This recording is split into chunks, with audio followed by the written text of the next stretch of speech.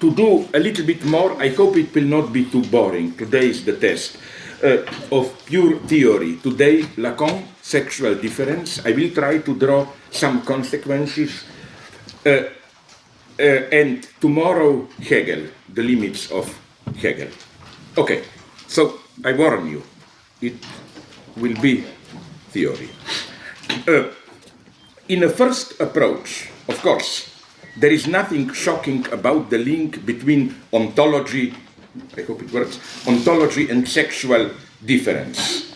Such a link is the key feature of pre-modern cosmologies, which explain the origin of the universe out of some kind of primordial Big Bang struggle between a masculine and a feminine cosmic principle, light and darkness, heaven and earth, yin and yang, and so on.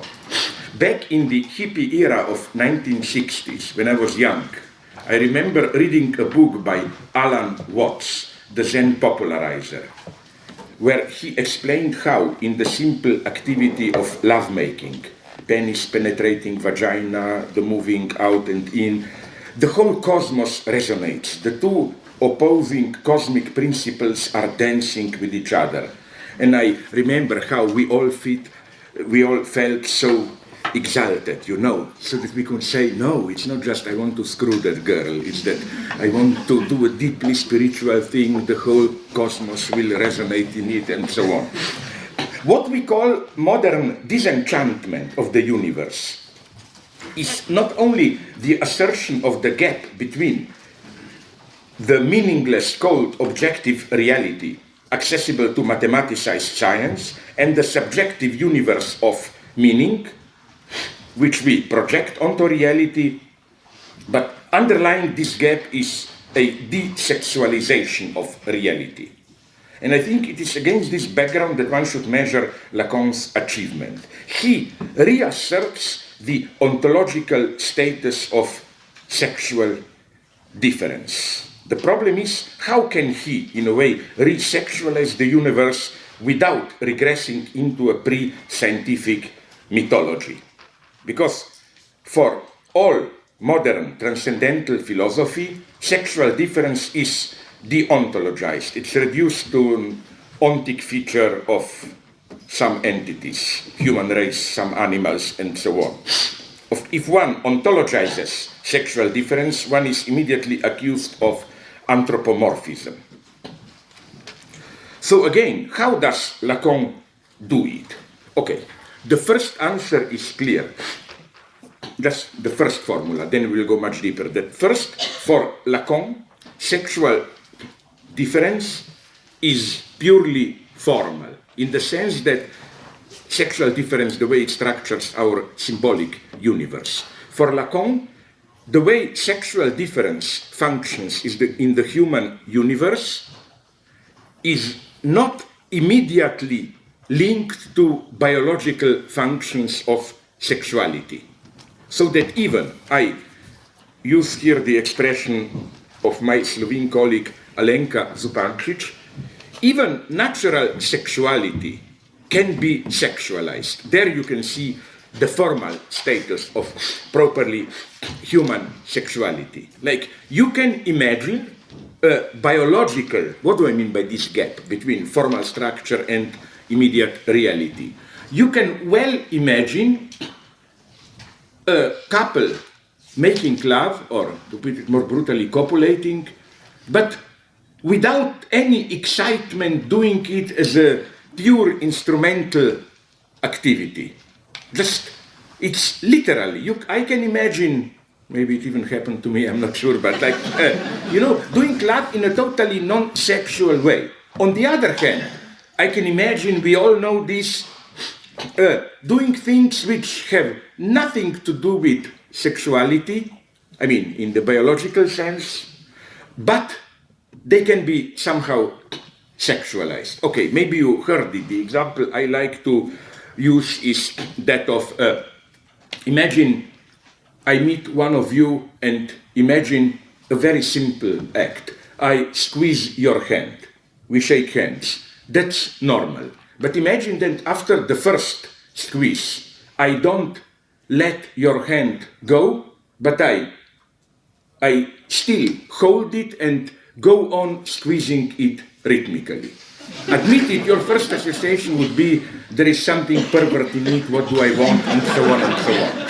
No, you see the point. Purely nothing directly erotic about it, but this pure act of protraction, repetition, somehow sexualizes it. But this brings us already to the first key point of Lacan, that this ability of sexuality to spill over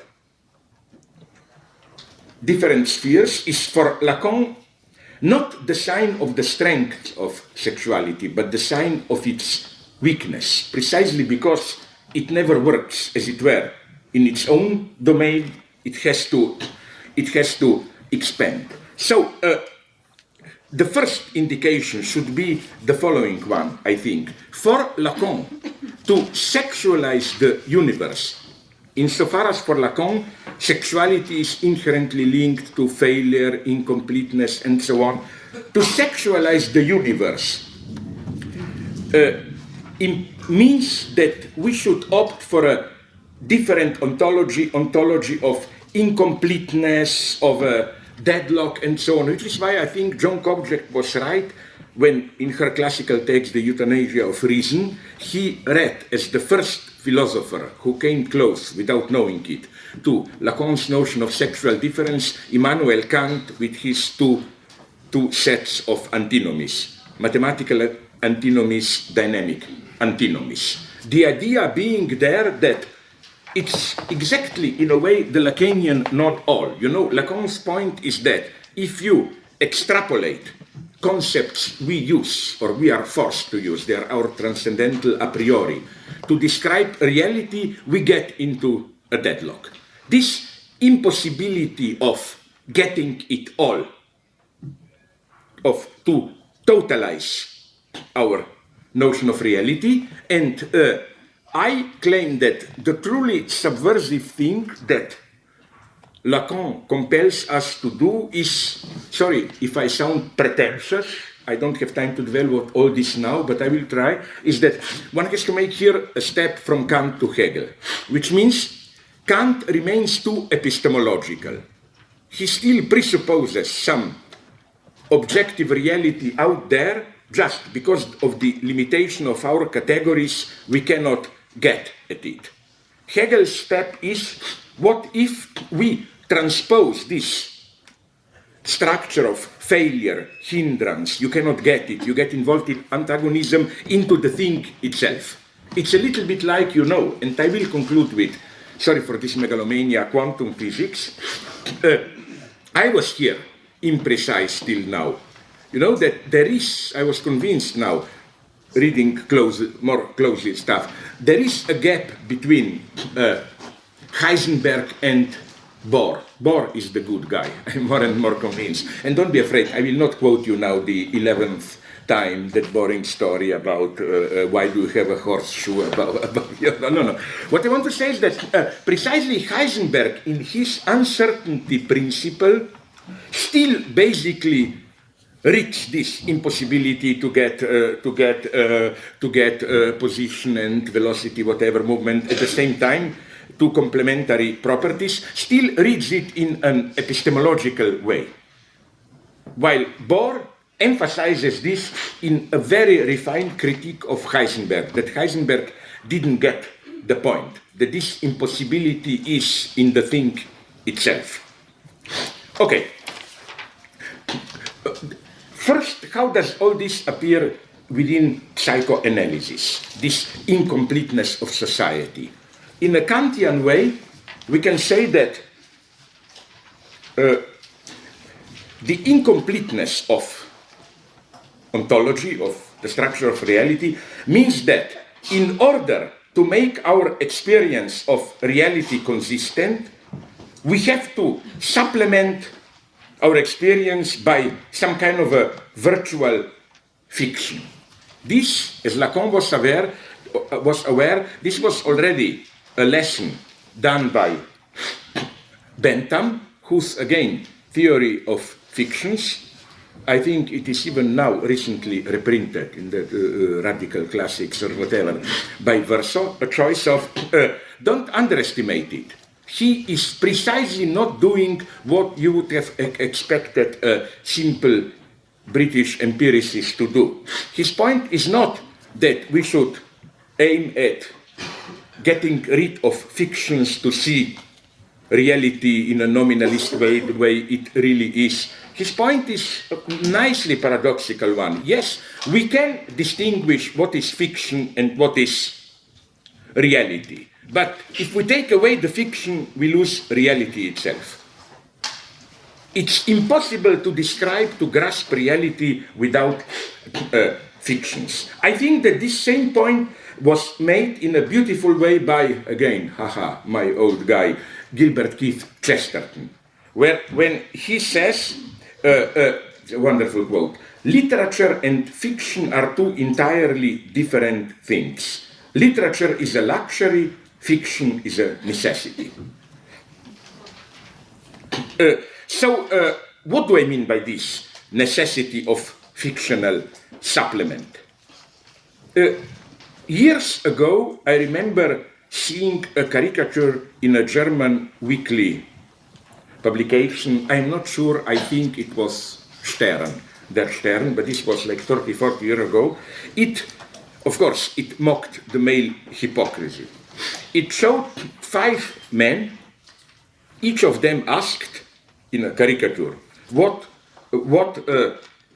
would you like to do during your summer holiday? And each of them gives an answer, but then in this kind of a cloud, it shows what he really thinks. For example, one says, I would like finally to have time to read a good philosophical book. The cloud shows a naked woman. The other one said, I would like to go to a serious music concert. The cloud shows a naked woman, and so on and so on. So it's this tasteless point that, don't bluff. We all want to do just like that. I claim this is strictly wrong. I claim that we all know that we want to do that. But the question is, in what precise way do we want to do that? So much closer to the truth would have been the opposite caricature. You ask 5 men, what would you like to do? And probably you will get a sincere answer, screw many ladies, whatever. But then the cloud should show, one of them wants to seduce a lady while reading a book, the other one by walking on a beach, and so on and so on. No, it's precisely that you cannot do it directly. You need a fiction. You need a fiction to do it. And I think that even when we are in reality, this fiction has somehow to supplement reality. In what way? Here we come to the beauty of things. I'm not claiming that part of our reality doesn't really exist, it's fictional. I claim it's almost something of the opposite, that even if all we perceive is reality, part of it is the way we perceive it in our psychic economy, structured like or functions as a fiction. And I think this is cinema, as already mentioned once maybe here, this is cinema at its best. Not to reproduce so well a fiction, stage it so well that we mistake fiction for reality, but to show only reality, but to make us experience it as a magical fiction. I will give you immediately an example about the film to which, my small moment of glory, you buy the DVD, you will get comments by me, that Alfonso Cuarón's Children of Men. But now I'm a bad guy, I always talk bad against the back, behind their back on people. So I would say that first, of course, I'm a Hegelian. This means when I made those comments, I didn't see the film. No, I don't need the reality. But more important, when I saw the film, I discovered something which demonstrates that Cuarón is a good cinema director, but not such a good thinker.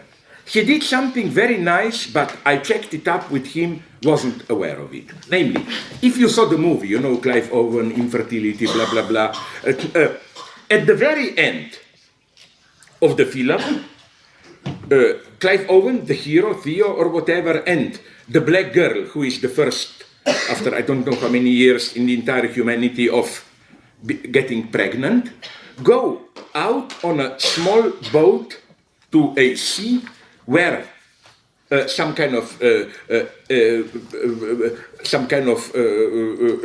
ship with laboratories in it called Tomorrow, where allegedly they will solve the problem of fertility, is awaiting of them, and Clive Owen, wounded, dies, and the idea is nonetheless she, the black girl who is pregnant, will get to the ship where they will analyze her, she will save humanity, restore fertility. Now, to me, it seemed so obvious that although it is shot like reality, that the proper way to read it, that no ship, of course, that this is the dying dream of the hero, no? That the ship is pure appearance. Cuaron wasn't aware of this ambiguity, but strangely enough, most of my friends were. Almost most of the people that I talked to claimed that liked precisely this radical ambiguity. Although it's shot like reality, it functions like a magic Deus ex machina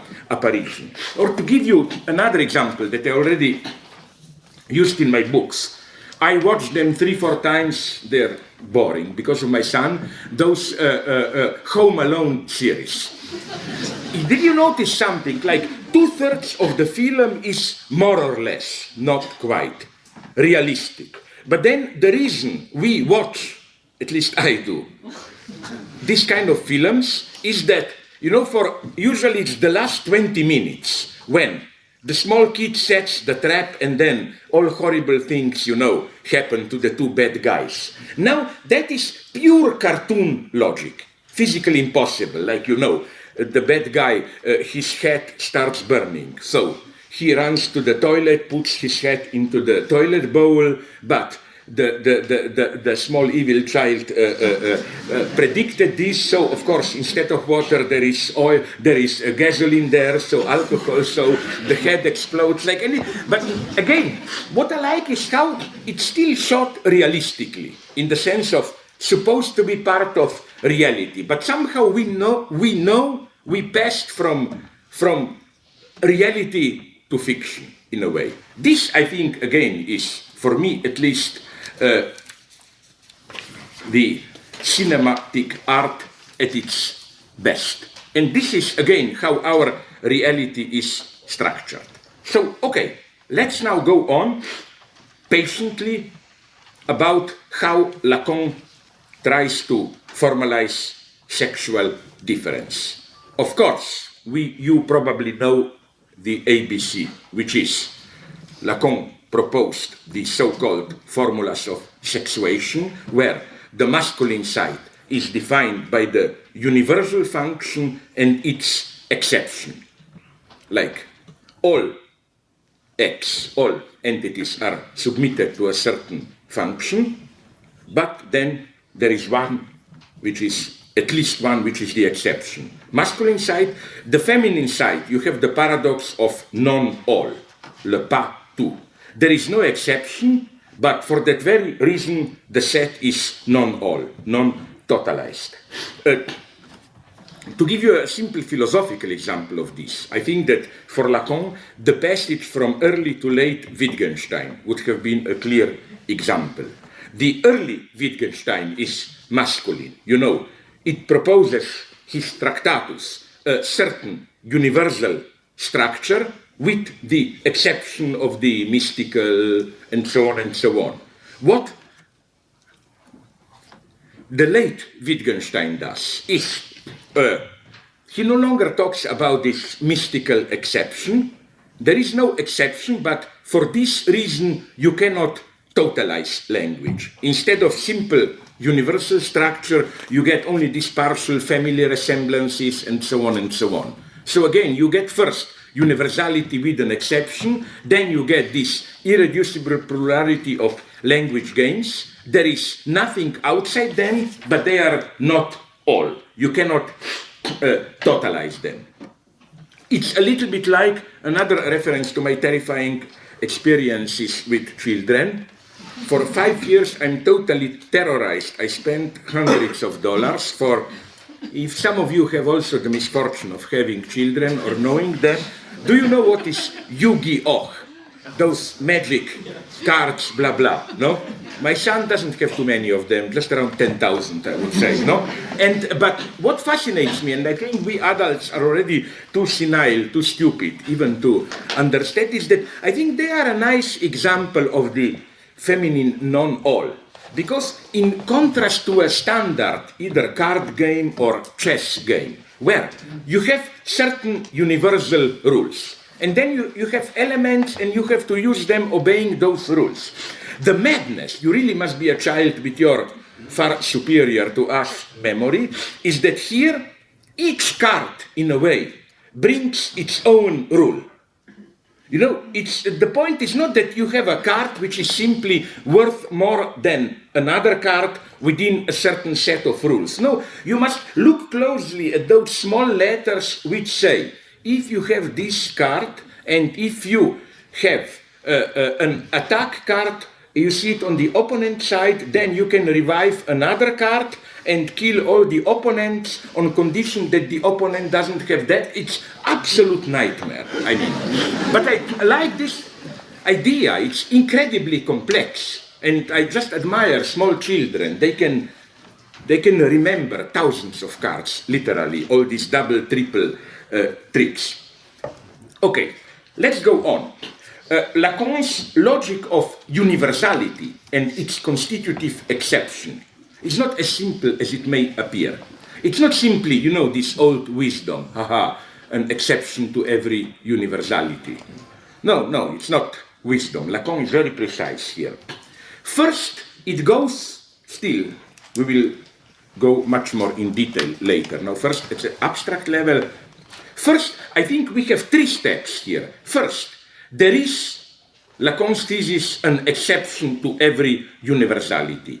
Every universality contains a particular element which, while formally belonging to this universality, sticks out, doesn't fit its frame. I will not bore you with the examples that I am already bored by them, that I always use, like in Marx, for example, I claim that in the Marxian classification of the modes of production, obviously, and here I am an honest anti-Eurocentrist, that the so-called Asiatic mode of production is this kind of exception. I mean, if you read Marx closely, you will see what is going on. No? Marx originally did propose just the Eurocentric series, that is to say, primitive, whatever you call them, tribal societies, slavery, feudalism, capitalism, and whatever the hell is maybe coming after. Then Marx, honestly, he was honest enough to notice that there are some societies, social formations, modes of production, which fit neither of these. And I claim a close analysis demonstrates that the so-called Asiatic mode of production is not really a positive, it appears to be a positive concept, but in reality is just a kind of a negative container. Marx simply threw into that one what didn't fit the others. You know, it's like that joke from Borges quoted at the beginning of Foucault, Le Moët, Les Choses, where you have that famous list of categorization of dogs. At the end, you have all the dogs which doesn't belong to this list or whatever. I mean, of course, it's not as simple as that, but you can see how Marx was struggling and himself wasn't sure if you can really put ancient Egypt, ancient Incas, ancient China, at all, if you can really put them within the same umbrella. So again, we have the exception. Then you have to do the next step. And I hope you will notice, if you know Marx here, the parallel between this gradual expansion of the exception and the so-called three moment stages of the expression of the value form at the beginning of Marx's Capital, then you of course discover that everything is an exception. That and this is the basic rule of Hegel. I already made this point, I would like to repeat it. This is what I like about Hegel. You know, here you can see that Hegel was a materialist in a radical sense. For Platonists, and I have a problem with my good friend Alain Badiou. I totally sympathize with his rehabilitation of Plato against Aristotle. But I think there are some problems, like, if Plato's state is something, it's based on a corporate image of society. The notion of justice that you find there is precisely this corporate notion of justice means each at his or her own place. And I claim that there is nonetheless no way to, although Badiou is now, as you probably know, retranslating Plato's Republic, it's almost finished incidentally, into French, with the subtitle Republic or about communism, trying to reread it as it's a wonderful thing what he is doing. He is, for example, replacing, when Plato says a sophist is trying to seduce the crowd, Alain translated as a corrupted bourgeois journalist is publishing an article and so on in the popular press. But I think that here you get a problem. So for Plato, example is always deficient with regard to an idea, no? Like examples are imperfect. But for Hegel, there also is always a gap between an idea and the way you try to exemplify it. But for Hegel, it's the opposite that it's true. You exemplify an idea and there is more in the example than in the idea itself. So that the example which is supposed to illustrate an idea effectively always undermines it. And one can even say that this is one of the basic matrices of the Hegelian process. How do things go on in Hegel's dialectic? You have a certain notion, form of life, and Hegel doesn't criticize it so that he measures it by an ideal standard. He just say, let's exemplify it. Let's look how it works. And then the example itself gives more. You probably know, again, one of the great moments of Hegelian, what Lacan calls la langue, reference to wordplace, contingency of language. Hegel does here a consciously wrong etymology. You know that the German term for example is Beispiel, something which, as it were, place itself along. And for Hegel, this is precisely example. Like, I want only this, but that shitty example comes along and ruins it. No, I mean, I get more than I asked for in an example. Okay, so then we have this paradox that every example is an exception. But then we have the third stage, which would have fitted somehow this notion of universal equivalent in Marx, in Hegel, that nonetheless, all examples like exceptions are not equal. That if all examples are exception, there is always an exception to exception, which is an example which, precisely as a double exception, immediately gives body to universality as such. And in this precise sense, Hegel, for example, you should be careful to know these details. He calls Jesus Christ an example of example or an absolute example. Precisely in this sense that, everything is an example, but then you get an absolute example, an absolute exception, which is precisely the place where, in the guise of its opposite, universality itself comes to exist. Okay, the classical example again, known to all of you, what if Jacques Rancière, even more than Badiou, conceptualized as that part of the social body, the part of no part. which is those who are without proper place within the social body and as such stand for its universality. Okay, but let's go on. So, the starting point of Lacan's formulas of sexuation is Aristotle. Why? Aristotle, as you know, this is the ABC of history of philosophy. You all know that for Aristotle, an entity, ontological unit, as it were, something existing, is composed of form and matter. Morphe, hyle, whatever, I'm not good at that. Now, there is a problem here, as all perspicuous readers of Aristotle noticed. You find, to put it very simply, an inconsistency or contradiction here, which undermines such the very foundation of Aristotelian ontology.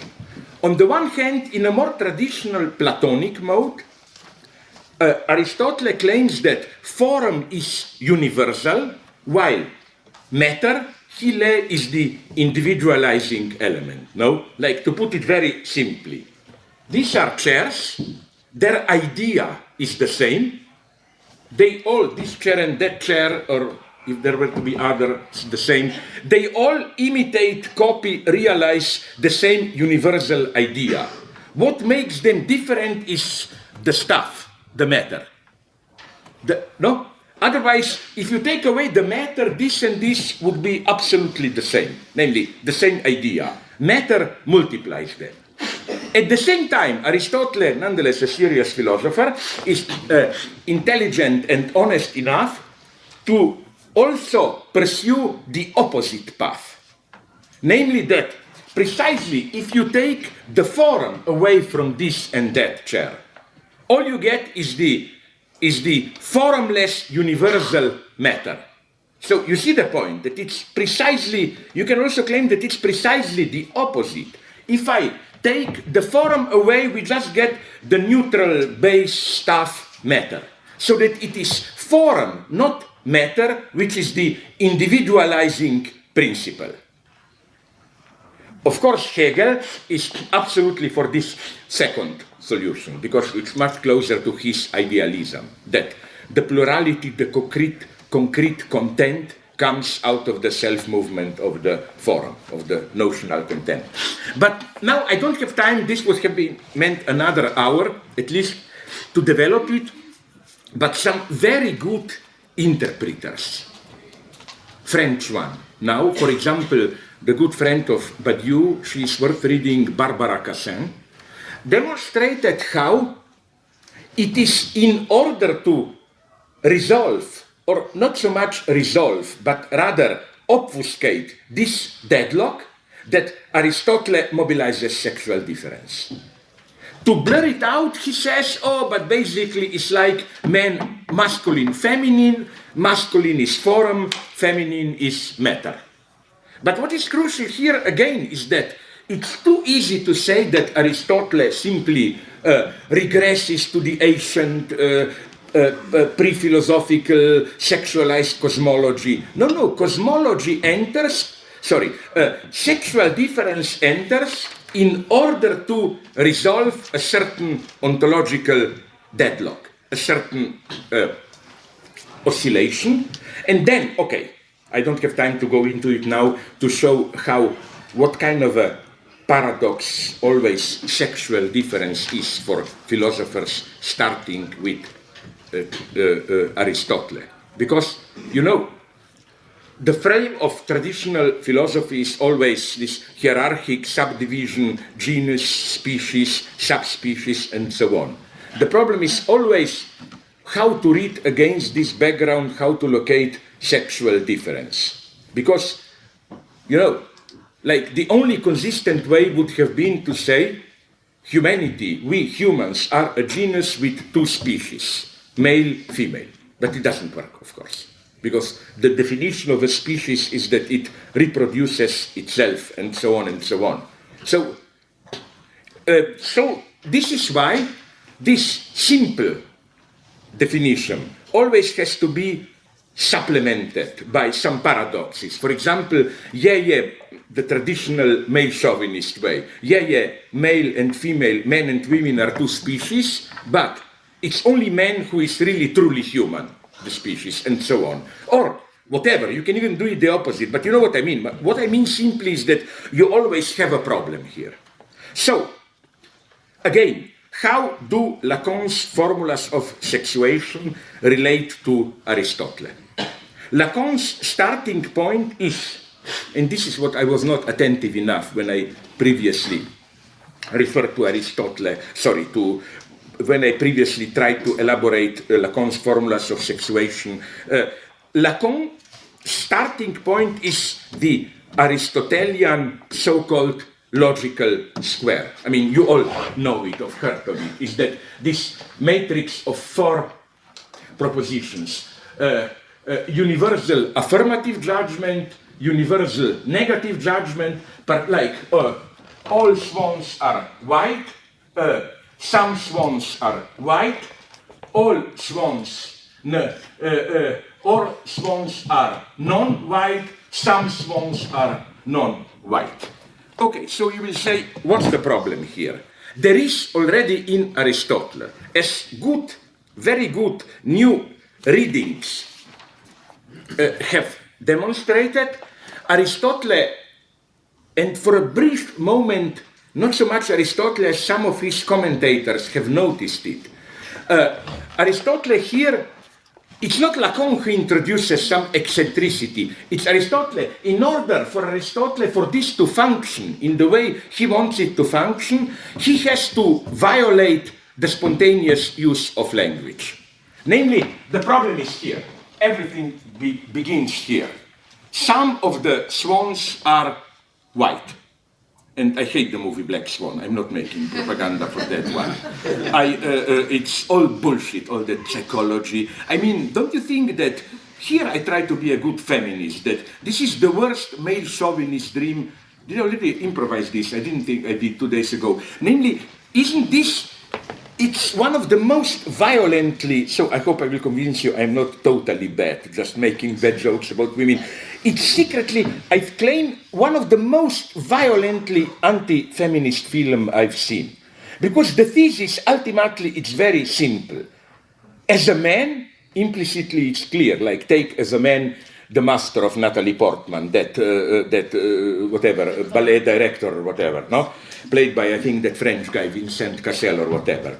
For a man, it's not a problem. You can be fully dedicated to your job and still screw women or whatever, have sex. A woman, if she fully dedicates to her job task, it's death.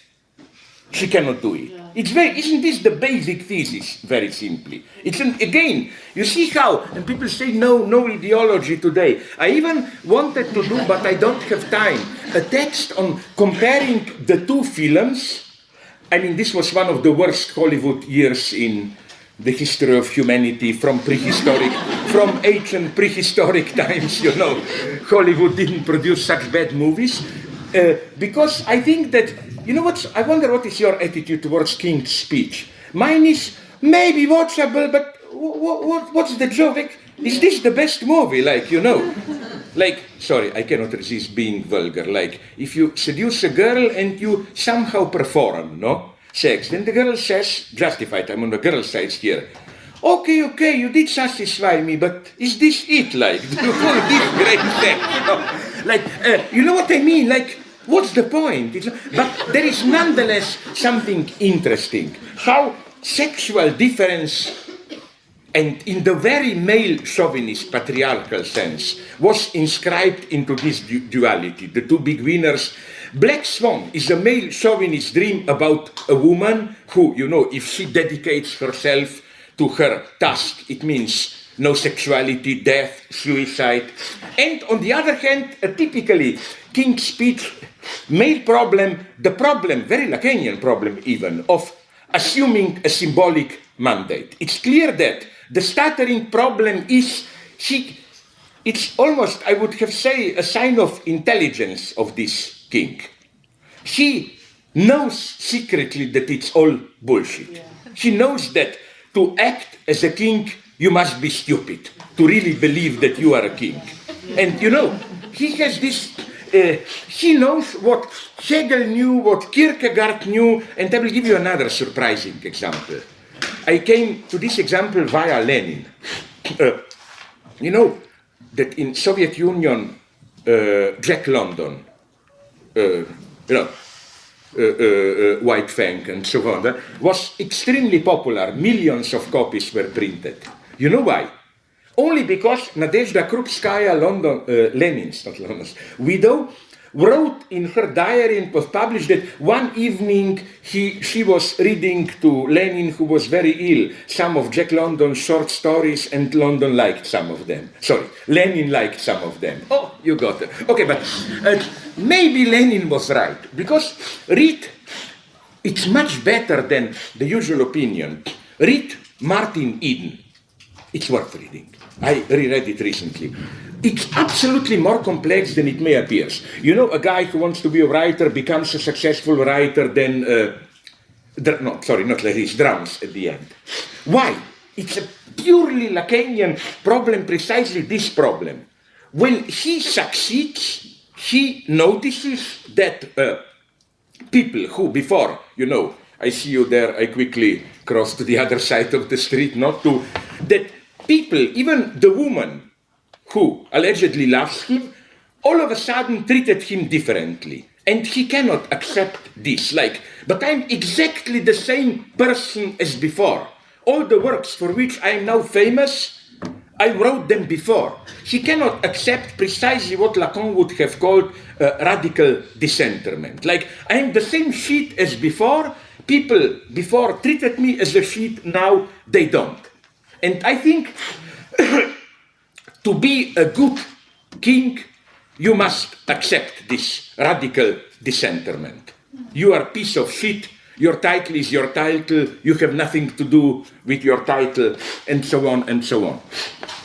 And again, the film here, I think, is, again, mystifying. Even, again, like Black Swan, it is mystifying false in its own terms. I don't think you become a good king the way this guy becomes, where he finally starts to believe in himself. No, a good king must be deeply aware of the utter stupidity of his title, that it has nothing to do with him, and so on and so on. Sorry, so, okay, now you will see what this has to do with Aristotle and so on. So, at the level of everyday length. So, as I said, the problem is this particular affirmative judgment, which is, let us say, stupid example, I'm embarrassed, some swans are white. And maybe if you know a little bit of history of logic, there was a great debate after Aristotle about how to read the particular affirmative judgment. There is a minimal and the maximal way called. The minimal way, the problem is this one, precisely how particular judgment relates to universal one. Some swans are white. Does this mean, but some are not? Or does this mean, at least some, but maybe all are white? And as already early Aristotelians noticed, because for the need of logical consistency, Aristotle opts for the minimal reading, that is to say, non-exclusive reading, like some swans are white, doesn't exclude that all are white. It only means some are. But as a minimum of sense, common sense, sensitivity for language tells you, in our ordinary language, it's rather the opposite. When you say some men are beautiful, it usually means, but some are stinking pigs, you know what I mean? It's precisely, the implication is stronger, is that not all are. So this is the first thing Lacan does, and maybe this is the beginning of it all, is to just return to ordinary language here, to read the particular instead of, with Aristotle, contradiction or contrariness is here. They are not tautological, but here the relationship is one of implication. If all swans are white, then of course some of them are white. If all of them are not white, then of course also some of them are not white. For Lacan, no. The contradiction goes here. That is to say, some swans are white means that not all are white. So this is Lacan's first option. Lacan's first change, that he reached this particular affirmation in a maximal way. And then, okay, we will come gradually at the other changes. Okay, but let's go quickly through them. So, Lacan, this is the same as Aristotle. All x are subsumed to the function x. Then, for Lacan, you have here the exception.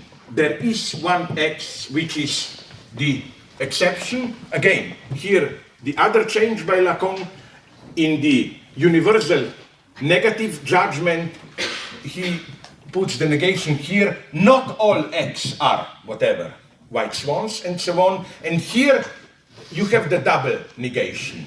There is no x which is not x. What does this mean? Now let me go immediately to the point. First, you saw how with Lacan contradiction is displaced. Again, as I already said, in the Aristotelian logical square, contradiction is vertical.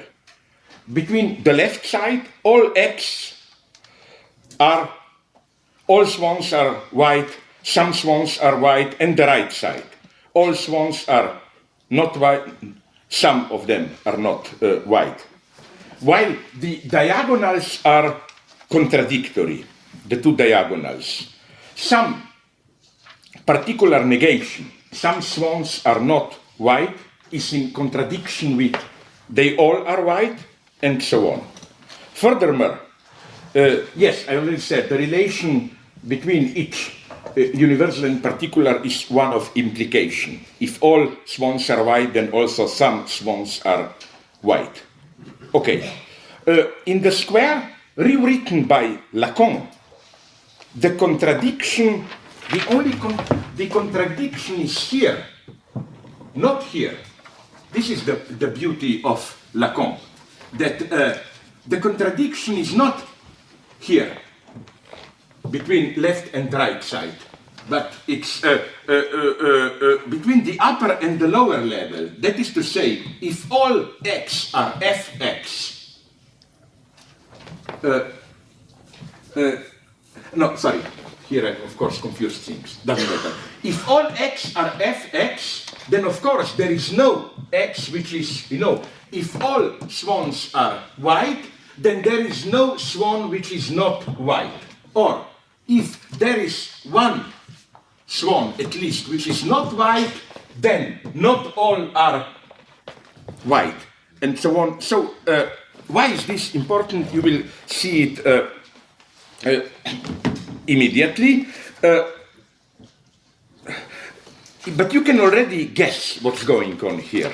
The first hint, insofar as this is for Lacan, how he conceives sexual difference, masculine, feminine, you see the beauty, which is that Lacan totally leaves behind all this shitty yin-yang topic, men active, women passive, complementing with each other, but at the same time the eternal struggle of sexual differences, there will never be, all this. But some people, they really disappointed me here, like Bruce Fink even quoted the shitty book, which makes me almost a Goebbelsian, like burn it in public. Men are from Mars, women are from Venus, This idea of the eternal struggle. No, for Lacan, there is no struggle here. I mean, this is the same as this is the same as this. The only struggle is within. You see, it's not that men are intelligent, women are emotional. This is bullshit for Lacan. It's just that what defines each sex is not a set of features opposed to the other sexist features, like, I don't know, all this male chauvinist bullshit, intelligent man versus and so on. No, each sex, there is a constitutive of sexual difference. Coming earlier than it, there is a certain radical contradiction. For Lacan, it's ultimately the tension between big other and jouissance. And what accounts for sexual difference, again, is the different ways just to assume this contradiction. Now, let's go on. Now comes the true beauty. So the first thing, and this is very important, because here I agree with a guy called, if you read French, you should read him, he's not an idiot. Guy Le G-A-U-F-E-Y, sorry, this is A. Guy Le Goffet. He wrote a very good short book on Le Patou de Lacan, the Lacanian non-all, where he shows, and I must say even against some Millerians successfully, especially Jean-Claude Milner is too weak here, how what they do is they still read Lacan's formulas of sexuation as a new, more formalized, modern way of the same old, this cosmic duality. You know, we have masculine, feminine principle. They miss this crucial point. But then we go on. Now comes the true beauty. It's not only that particular existence, like some swans are white, for Lacan contradicts universality. Lacan insists on another point which, again, is implicit in Aristotle, but wasn't taken into account by him. And Lacan connects it to the first mistake by Aristotle, which is, you must know it if you know minimally about logic, and as you can see, I do know minimally about logic. It's that the problem of existence, no? That from universal statement, even if it is true, no existence follows. But here, so in other words, if you say unicorns have one corn, this statement is true even if there are no unicorns. But if you say some unicorns have one corn, this means they must exist. And Lacan takes this absolutely literally. That universality does not imply existence. Now you will say, okay, so what's the big deal? Lacan gives here a very, this is the King's Speech problem, that imagine instead of universality a universal title that you have, like I am a father or whatever. And Lacan's point is that we have the symbolic function of the father, but it doesn't exist. Nobody can be a father. You cannot. Let me give you, a nice short quote from Lacan's seminar Identification from January 62. I quote, "The order of the function which we introduced here as that of the name of the father is something which has universal value, but simultaneously puts on you the charge to control if there is or not a father who fits this function. If there is no such father, it still remains true that the father is God. It is simply that this formula is confirmed only by the empty sector of the square." So here, Lacan reads this tension between particular existence and inexistent universality as of deep relevance to psychoanalysis. As Lacan puts it, you cannot be a good father. You know, father is always too much or too little. You try to assert that father is, again, an impossible... have a page reference? Sorry? Do you have a page reference for your quote? I do have, but now I'll make it easy for myself. Haha, it's not published. No, but I can give it to you. It's very, do not some guys in Ireland publish the complete translation? All I can give you is the date. It's identification, 61, 62. The session is 17th of January, 62. This is seminar 9, right? Sorry? Identification is 9, isn't it? Seminar 9. Wait a minute. Is it? Wait a minute. No, it must be something different because ethics is 7. Transference is 8. 8? Yeah, sorry. It is, because then comes anxiety, no? Yeah. So you say 17th of January. 17th of January, yes. Okay. So now you will say again, but what's the point of all of this? Now comes, I wouldn't say an amusing part, but for me at least philosophically the most interesting part.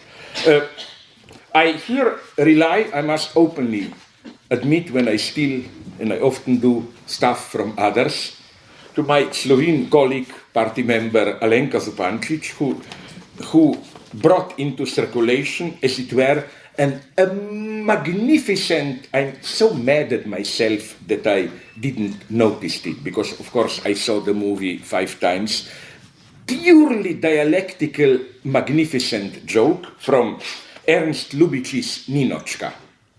No, nothing to do with communism, Greta Garbo, sex, but there is a scene in that film where the hero visits a cafeteria and orders coffee without cream. And you know what the waiter answers? It's wonderful. The waiter replies, "Sorry, but we have run out of cream. So can I bring you coffee without milk? Because we have milk, you know." So again, in both cases, either coffee without cream or coffee without milk, you get coffee alone. But this coffee, one, is each time accompanied by a different negation. Coffee with no cream, coffee with no milk. And this has even, I claim, political meaning. For example, when East Europeans in 1990, they did not simply want democracy, they were cheated in the same way that this waiter tries to cheat. They wanted democracy without communism, but they also wanted democracy without capitalism. No, and like they got the wrong one. Okay, let's go on. So what we encounter here is, it appears to be the logic of differentiality, where the lack itself functions as a positive feature. Again, the paradox rendered nicely by an old Yugoslav joke about Montenegrin. Don't be afraid, I will not repeat the 20th time a joke how the Montenegro people masturbate. It's a different one here. Who are supposed to be lazy. The question is in the joke, why does a Montenegro guy, when he goes to sleep, why does he put at the side of his bed 2 glasses, one full and one empty of water? Because he's too lazy to think in advance if he will be thirsty or not during the night.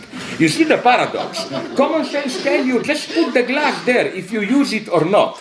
But the differential logic tells you no, also the non-being thirsty should be marked, should be there, registered as an empty glass. That is to say, the second, the negative fact itself has to be taken note of. But now I come to the crucial point, which will bring us to the key of sexual difference and so on for Lacan. Can this logic really be reduced to symbolic differentiality? You know, where differences matter, so the absence of something is also a positive feature.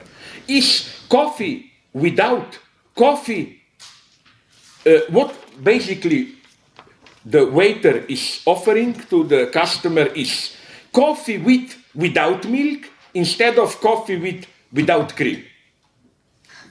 They both want a kind of a coffee with a negative predicate, no? Just he tells him, I cannot give you coffee without milk, without cream, because we have no cream, so I can only give you coffee without milk, because we have milk.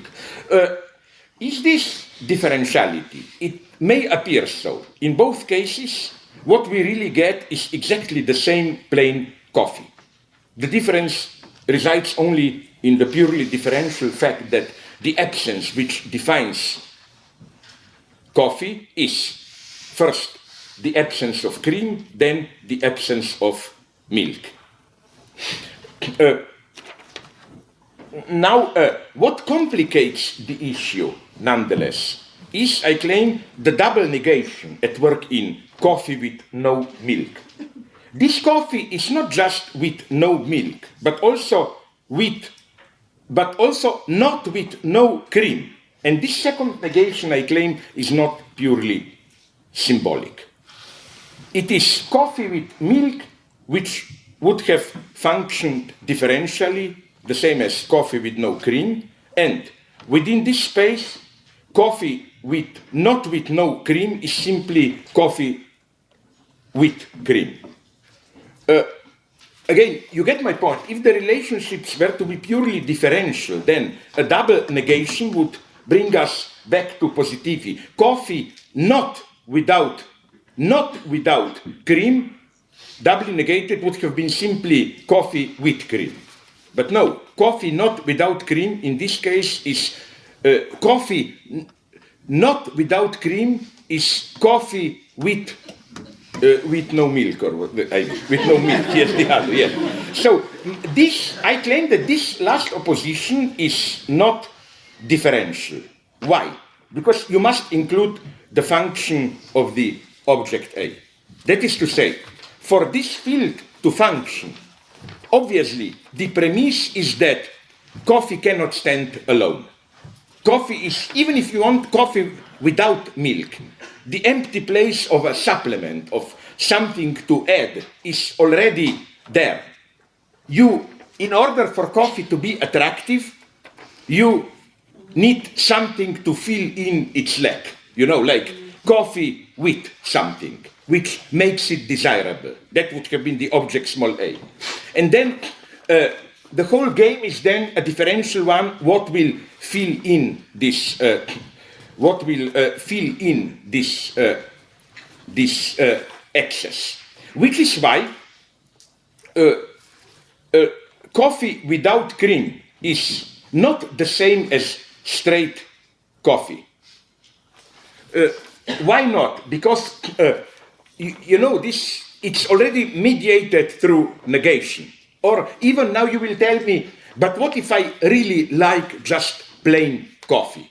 I claim that if you analyze the semantic structure closely, you will see that coffee is already redoubled, that coffee functions as its own supplement. And there is nothing paradoxical about it. Let me evoke you a similar example to get the point. I used it in my first book, so I hope you are stupid old enough to forget it, or in Looking Korea, I don't know where. You know that when Western got into crisis, Western, the movies, from late 40s, what emerged were so-called meta-Westerns. They tried to supplement the Western dimension with another genre. For example, I don't know, Seven Brides for Seven Brothers, whatever. It's Western supplemented by musical. You have, for example, Pursuit with Robert Mitchum and so on. It's Western supplemented by film noir, and so on and so on. So again, they did so-called meta-Westerns. Westerns which inherently relied to another genre to fill in the non-satisfactory whatever. But then I refer here to André Bazin, who had this idea at this very time where Western was already in crisis. There emerged two model Westerns, Shane and High Noon. And he claims, no, these are not simply Westerns. These are Westerns where the meta-Western is Western itself. Westerns which relate to an otherness, but this otherness is, again, the otherness of Western itself. So let me go on a little bit here. What I'm aiming at is the example that I used, gladly you know it all, years ago, I was using it a lot, that of those stupid eggs, Kinder Surprise. No? And to say I want coffee without milk is just to say I want the chocolate without the stupid plastic thing. But again, the structure is already that one. And what I'm saying is that this structure of a thing and its excess is not differential. It is differential to say no milk, yes, and so on and so on. What is not differential is this tension between a thing and a void in its core, a void which has to be supplemented by a figure of what Lacan calls object small a, and so on and so on. Because again, what I'm claiming is that meta-Western is the same as when somebody offers you, like, you don't need to add milk, sugar, this is already just plain best coffee. Here again, self-reflexivity is already at work. So let me go on. So what has this to do with sexual difference, you will ask? Sexual difference precisely for Lacan is not differential. When Lacan privileges phallus, this does not mean that sexual difference is structured along the axis of presence or absence of phallus, like man has it, woman doesn't have it. So, of course, you can read it in this way. And even, now I will be really evil, paraphrase the famous Sherlock Holmes passage, you know, from Silver Blaze, I think. Do you remember the curious accident of the dog? But the dog did nothing. That was the curious accident. The most famous lines of Sherlock Holmes. You can apply the same to the differential notion of sexual difference. Is there any other point about seeing your sister naked to which you wish to draw my attention? As Sherlock Holmes is asked, Sherlock Holmes says, to the curious thing I noticed between her legs. But there was nothing hanging out between her legs. That was the curious thing, and so on. What happened? I mean, but I think this precisely is what Lacan doesn't want to say. The early Lacan, till the 60s, yes, there one has to admit it. It's simply a male-centered universe where the presence of or absence of phallus in a differential way stands for sexual difference. But now, again, what Lacan does is something different. His point is not to structure it in this way, but what? What is more in it? Okay. Not to get too lost, let me go a step further. The crucial conclusion of Lacan from this asymmetry of excess and so on is again that the structure that I tried to isolate, that of an object, one, and its supplement. To put it in very speculative terms, shortly, one is never one. One is always one and X, more than one but less than two. One and the object A. That masculine and feminine position refer in a different way to this excess. How? Now comes what I consider a little bit more interesting. The asymmetry between masculine and feminine for Lacan is that the masculine position is differential. That is to say, differential relationship would have been where each sexual position is defined by its difference to the other. Woman is not man, man is not woman. If somebody is not woman, he is man. If somebody is not man, she is a woman.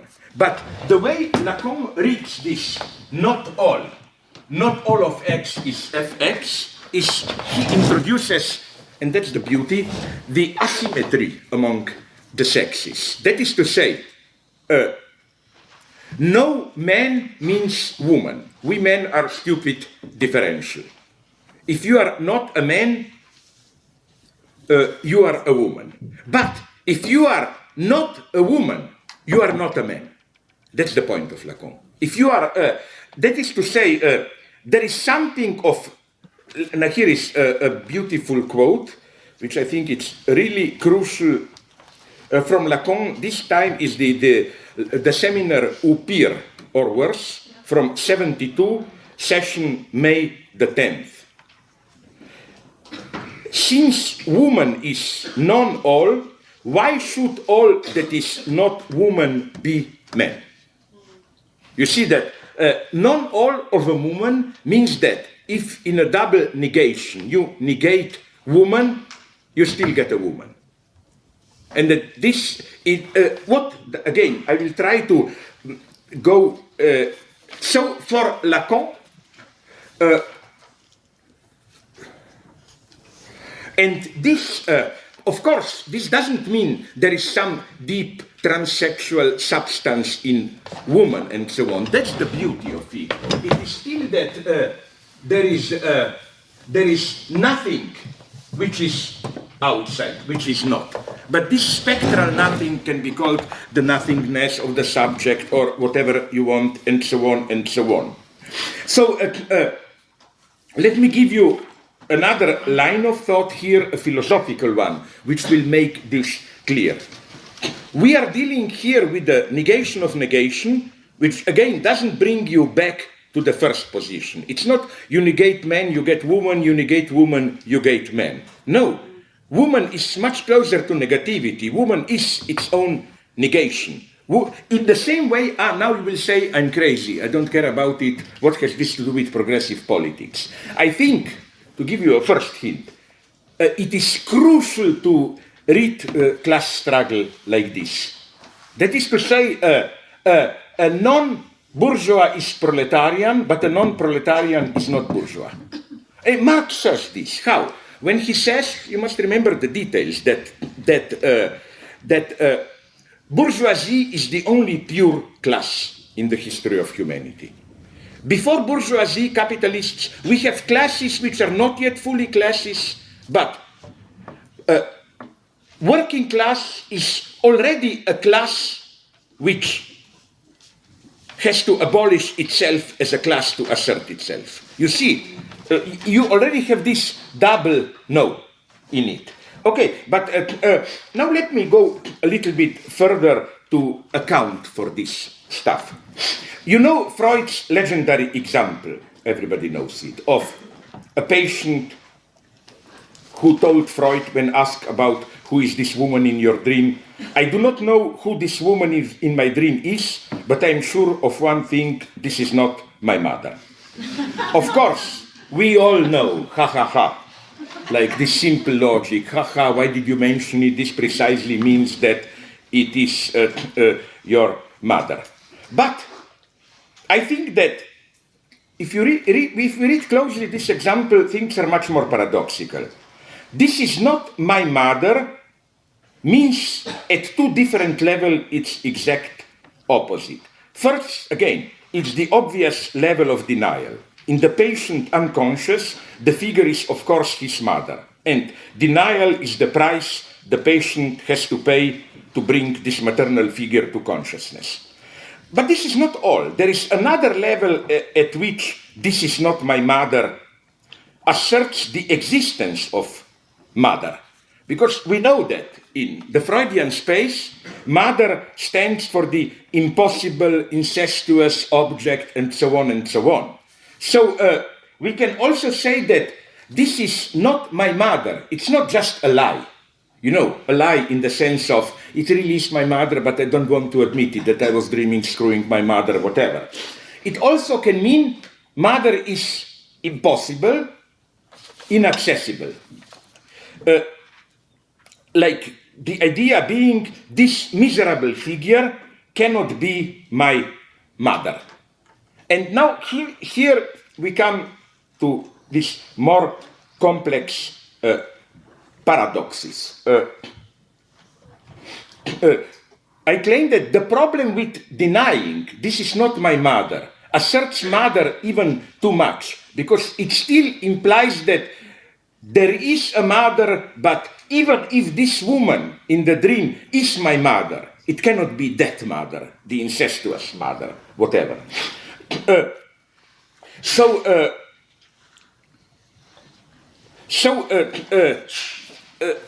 The paradox here is that if we were to get, instead of this Freudian conservative patient, a more open, permissive patient who would say, so what's the problem? Okay, this is my mother. I wanted to screw my mother. For a strict Freudian, the repression would have been even stronger here. Because saying this is my mother is a lie. It cannot be. This is the pervert's illusion that you can get, that you can get the object. So again, negation operates here at two levels. First, there is the simple Verneinung, denial. This is not my mother. Then there is the gap between mother as an object in reality and mother as the impossible real object of desire. Like, then you can say, even if it is mother, it's not yet mother. And again, the result should be here the double negation, not mother, and so on. So again, what does this mean for sexual difference? That it paradoxically precedes the two terms whose difference it is. Sexual difference is not, this would have been Lacan's speculative formula. Sexual difference is not a difference between two given positions, but sexual difference is the name of a deadlock, and two given positions are two attempts to deal with this deadlock. Let me first give you here another example of this, which maybe you know from my work, but I think it fits perfectly here. You know, I've spoken years ago a lot about this Kantian distinction. No wonder Kant was the first, I think, to conceptualize sexual difference in his antinomies. Kantian distinction between infinite and or indefinite and negative judgment. You know the story. Negative judgment negates a predicate. Infinite judgment asserts a non-predicate. Negative judgment, for example, if I am alive, negative judgment is I am not dead. I negate a predicate, dead. Infinite judgment is not I am not dead, but I am undead. And here, you see what's the difference if you know Stephen King and so on, of course. I am not dead, it's simply I am alive. The space is here that of binary differential opposition. If I am not dead, I am alive. If I am alive, I am not dead. But if you say I am undead, you open up a third infinite field of the living dead, undead, neither dead nor alive. And for Lacan, again, this is the structure. You know, woman is not man. Woman, you cannot say woman isn't man. Man isn't woman, that's okay. But with woman it's different. It's not woman isn't man.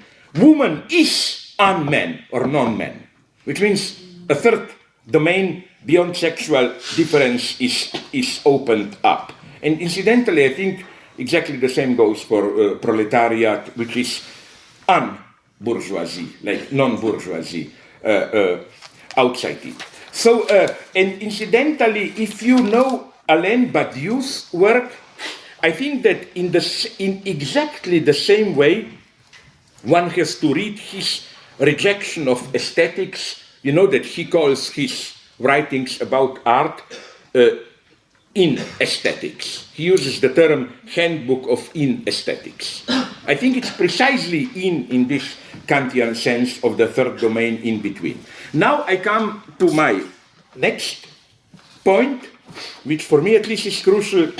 How is then this structure of pure antagonism, like that before difference there is one which doesn't coincide with itself, like coffee is never purely coffee, it's always coffee and X, an empty spot and so on. And I think everything originates from this. Like, I think that a name proper always aims at this place, you know, like a name is never, here I am for Kripke against Bertrand Russell and so on. A name is never just, a name of a thing is never just a combinatoire of the properties of the thing, like a shortened version of their properties. If you enumerate all the properties, you miss something. And name is the name for that something. name is fundamentally tautological. At the same time, the name for the unnameable. But now comes, I want to interpret it more in detail, maybe you already know it, the absolute quote from Lacan. My favorite. I mean, literally, at this moment, if you ask me, give me a couple of lines from Lacan that you think they are absolute, this is it, I think. It is, if you want the references, again, unpublished text from Seminar 17, from 71, d'un discours qui ne serait pas du semblant, of a discourse which wouldn't be the discourse of semblance.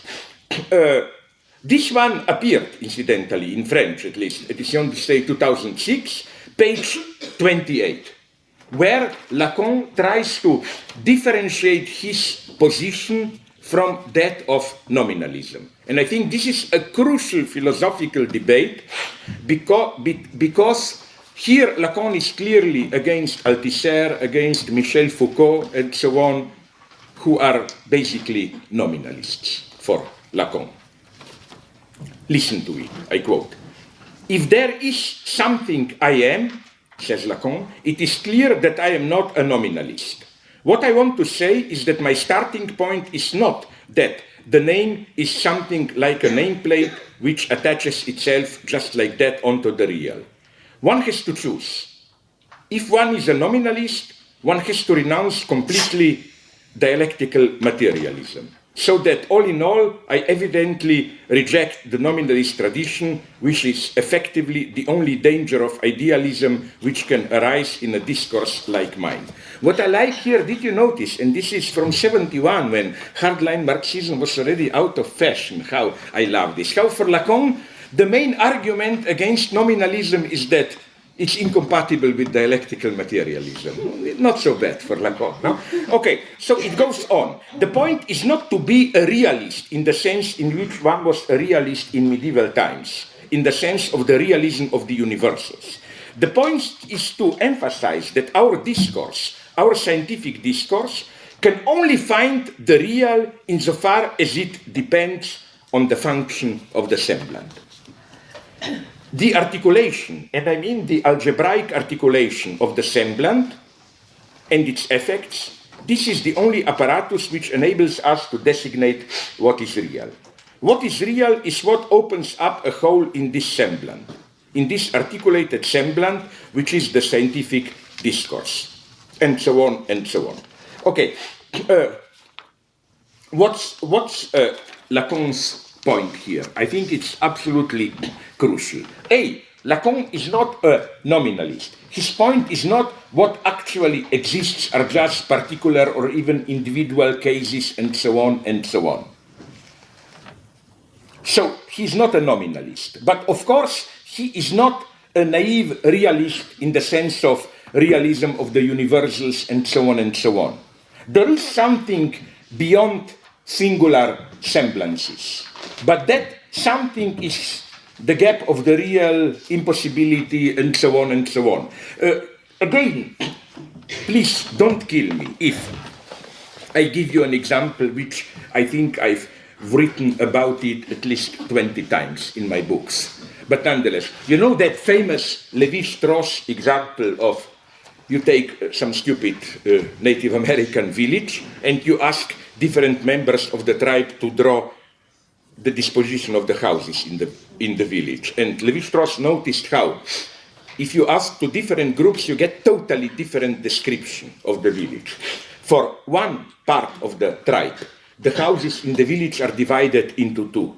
One group, the other group. For the other part of the tribe, you have the two kinds of houses are not like delimited by a borderline, but are like center and around the center and the environs. And Lévi-Strauss's point is what? It's that, okay, you will say, what's the problem? Let's hire a helicopter and took a photo shot of the village and we will see what is reality. Here comes the greatness of Lévi-Strauss, no? Who says, no, the point is not this. The real is not this. It's not that we have their reality, the way houses really are, and two misperceptions of the houses. Lévi-Strauss reads it in this way, that this The antagonism here is what? This village was on the edge of entering class distinction. It was struggling with the problem of social hierarchy. And these two dispositions, architectural dispositions, are two ways of how to materialize, of how to resolve this deadlock. In other words, the real, to which obviously we have here semblances. We have semblance one, the way one half of the tribe draw the map of their village, we have semblance two. But the real is not simply the reality. The real is that X on account of which each member of the tribe falsified the disposition of villages. Because the disposition of villages was a pretext. Why is the disposition of the houses in the village falsified? Again, not because they were too stupid to draw the images, but because they, through falsifying the disposition of houses in reality, they tried to resolve a deadlock. That deadlock is the real. You see, in this sense, now I hope you get it, Lacan is not a nominalist. We don't have only particulars. We don't have only the reality of the will of how houses are in the village, then one drawing, the other drawing. No, we have something more, social antagonism, which nowhere exists. In this sense, it's not nominalist, but you have to refer to it. And to give you even the last example, I know I repeated it 5 times, but it's crucial that we get the logic right here. You remember that I always mention it. Fred Jensen's critique of This Costed Me Dearly in Bolivia, where I was a week ago. No, they didn't like this. My ferocious attack on alternate modernity.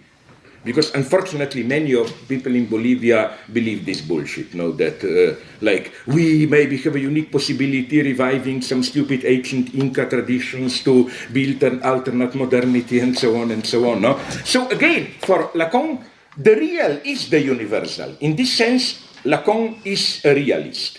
That is to say, we cannot say simply there are multiple modernities. There are multiple modernities, yes.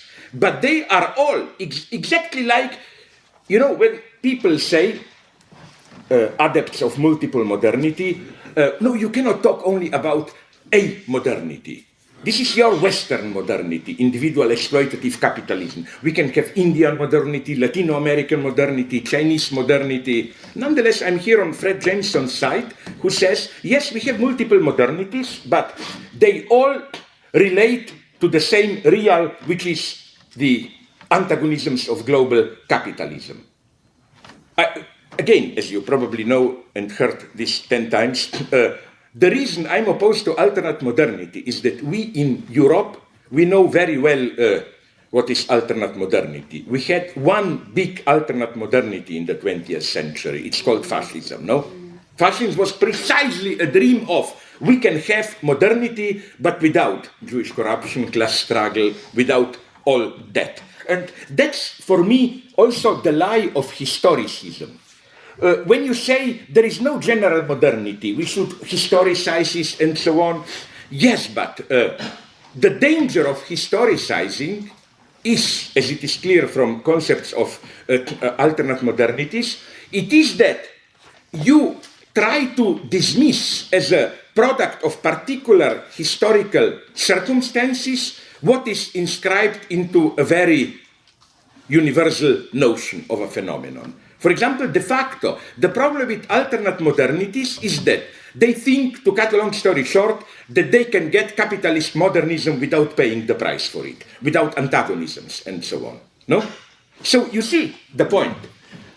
Why Lacan is not nominalist. It's not enough to say there only are different modernities. There is no, of course there is no single modernity. But all these particular positively existing modernities are, like different drawings of the village, so many attempts to resolve the same antagonism. To deal with it. No, you can deal it with liberal capitalism claiming liberal freedoms will will somehow contain class struggle. You can do it in a corporate fascist way. You can do it in a Latino-American populist way, and so on and so on. But I think we should never forget that these are just different versions to deal with the same central antagonism. This is the universality. This is the real. In this sense, Lacan is not nominalist.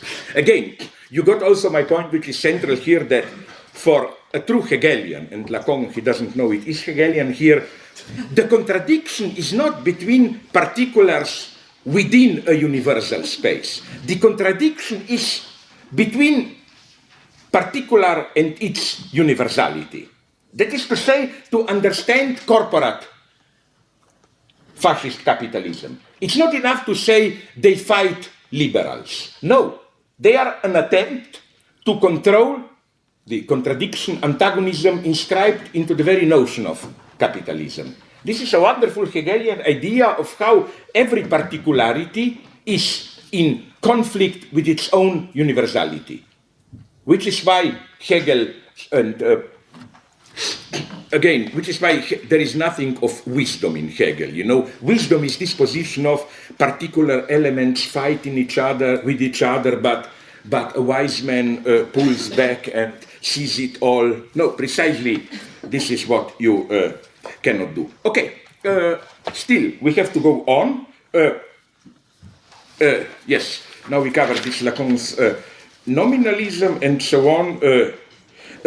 Another way to get at this strange double negation, where the result is not return to its origin, is a certain type of jokes, or rather paradoxes, where you have a certain position, you negate it, it doesn't work, you negate it again, and it gets even worse. Like, sorry if this will sound to you counter-revolutionary, but I love it.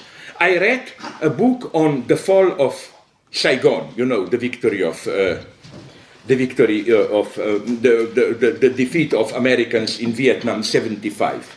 And I remember reading as an anecdote that after they took over, communist cadre propagandists were touring the city and asking and forcing young people to see, gently but nonetheless obligatory, to see a North pro-communist propaganda film, no? And the story went like this. They made you see the movie for 2 hours, then they ask you, did you like the film or not? If you say yes, they told you, oh fine, so you can see it again if you like. If you said no, they said, so you didn't understand it, you had to see it again. But, okay, you have a nicer structure of this same joke that I really like. In an anecdote, I think I quoted in my first book, from an editor in one of the William Randolph Hearst newspapers, who was, for 20 years, he didn't take a holiday. And Hearst asked him, why don't you take a rest, go to a holiday? He said, well, I am afraid that if I take a holiday, you know, everything depends on me, everything will fall apart, and so on. No? And then Hearst answered, don't worry, everything will be okay. Everything will go on as if you are here. And the guy said, that's what I'm even more afraid of. You see here, I hope, a little bit the logic. Now, we don't have time to go through all of it because I wanted to do two more things here. First, Le Goffey does something wonderful here. He applies this logic of exception to psychoanalytic clinic and claims that psychoanalytic clinic functions precisely in this way. That, you know, cases in psychoanalysis are never simply illustrations of a general proposition, that you have always this more dialectical movement of subversion and so on and so on.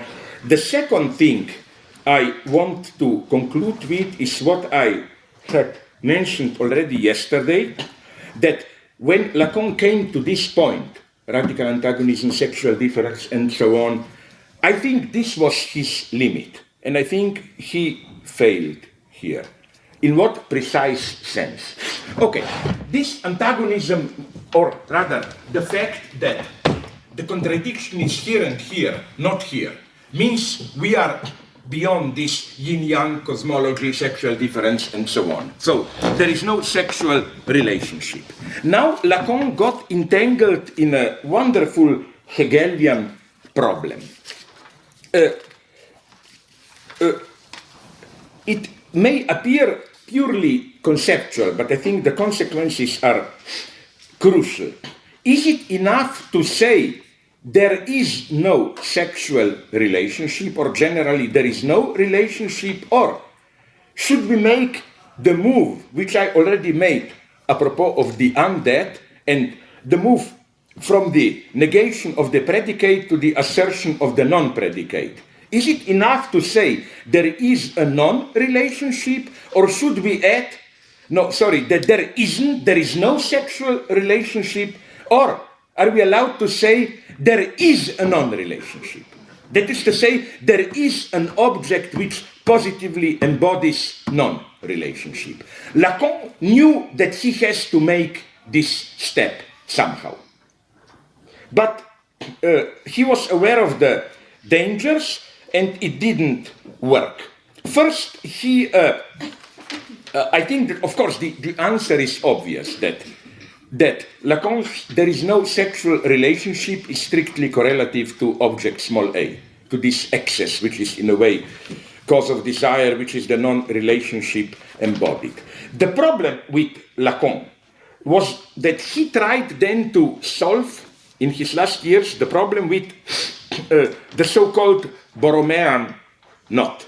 You know what's the idea of Borromean knot. You have a knot of 3 circles, but in such a way that the 2 circles are never connected. Like if you cut off one, the 2 others fall apart. And Lacan thought that here he has the ultimate metaphor. But look here, from January 979, I think this is pretty much towards the end, the very last of Lacan's seminar. After over 10 years of struggle, look how he concludes. Quote, "The metaphor of the Borromean knot is, in its most simple state, inadequate. It abuses metaphor because there really is no thing which supports the imaginary, the symbolic, and the real. What is essential in what I am saying is that there is no sexual relationship. That there is no sexual relationship because there is an imaginary, a symbolic, and the real. This is what I did not dare to say, but I nonetheless said it. It is evident that I was wrong, but I simply let myself slide into it. This is disturbing. It is even more than annoying. It is even more annoying that it is not justified. This is how things look to me today, and this is what I confess to you." All right. That's last words of Lacan. And I think that we can clearly see in what sense it didn't go. Again, Lacan was well aware that if you remain at this level of there is no sexual relationship, you are in danger of falling again into yet another version of this, this wisdom of, reality is ultimately a primordial conflict, war, and so on and so on. You need something more. But he went too far with this idea, I think, of Borromean knot. He went too far. This was not the formula. The idea was the right one, namely that there is no sexual relationship, means precisely that, in a way, sexes are never 2, that they are 3. There is no relationship between the 2, means that 2 is always 3. Or, to put it in, I'm jumping very quickly now, I know, but to put it in Marxist terms, simplified, class struggle, contrary to those who accuse me of binarism and so on, class struggle means precisely that the classes are never 2. If the classes were to be 2, there would have been a class struggle, but in a purely formal way. I'm here, you are there. Class struggle is precisely because 2 never appears as 2. It is always more. And the struggle is for that more. So it's not that we have a pure class struggle which then gets blurred, because there are also small bourgeois, farmers, whatever. No, we only get class struggle because there are more than two. And again, the logic of this, Lacan didn't.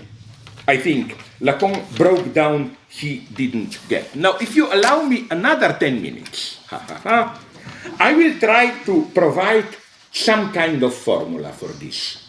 I will do a very modest thing along the lines of my good friend Alain Badiou, who, did you read his text? Badiou's text I love Badiou, in the New Left Review on some features of contemporary French philosophy, which I love it. You know, it's a very modest text with the following thesis. Western philosophy has 3 consecutive stages, each higher than the other, no? Ancient Greek thought, German idealism, and French philosophy of the 20th century. And he is at the top of this last stage, and in this way, and Badiou is my best friend, because you know, my God, when I told him, are you aware what you are saying, like, that you are the top of the top? He said, what's the problem? This is true. Like, he simply didn't get it, no? And no, we need this. No, I'm not making fun here. What I think is basically much more arrogant is to claim exactly the same, which we are all in a way claiming. Let's be serious. If you write a book criticizing other philosophers, aren't you de facto claiming that you know more than all of them?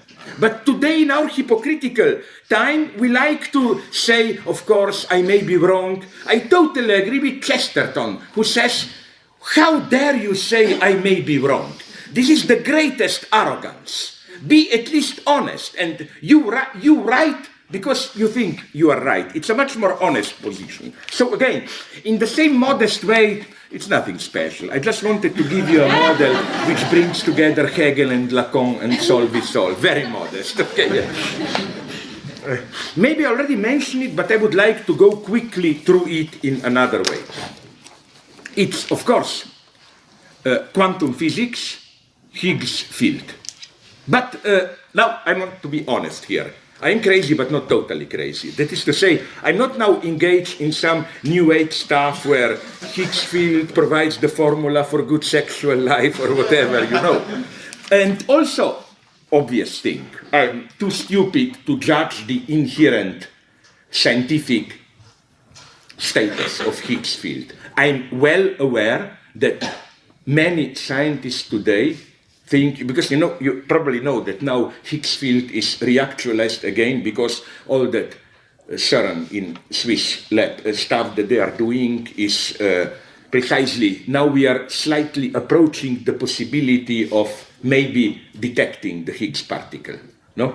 So I must say, what I'm doing here is depending on simply what can I do but an amateur as to accept what the scientists present to me, and I'm just asking a very simple question. Let's accept that this holds. What are the ontological consequences? I think philosophy should be modest here. We cannot play that transcendental role of judging science. We philosophers have to risk.